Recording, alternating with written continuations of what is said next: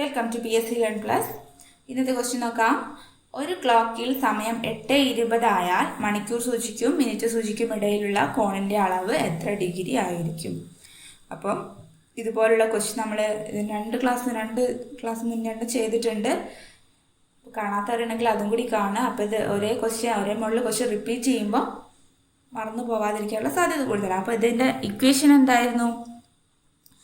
30h - 11/2 m. Okay, 30h - 11/2 m. h എന്ന് പറഞ്ഞാൽ അവർ, m എന്ന് പറഞ്ഞാൽ മിനിറ്റ് അല്ലേ.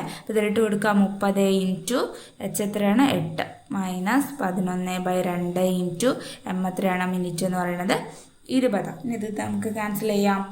30 ഇൻറ്റു 8 എത്രയാണ് 240. അതായത് 3 ഇൻറ്റു 8 24. ഈ 0 കൊണ്ട് എഴുതി. ഓക്കെ, മൈനസ് 2 20 ക്യാൻസൽ ചെയ്യാം. 2 2 ഒരു പ്രാവശ്യം, 20 2 10 പ്രാവശ്യം. 10 ഇൻറ്റു 11 എത്രയാണ് 110.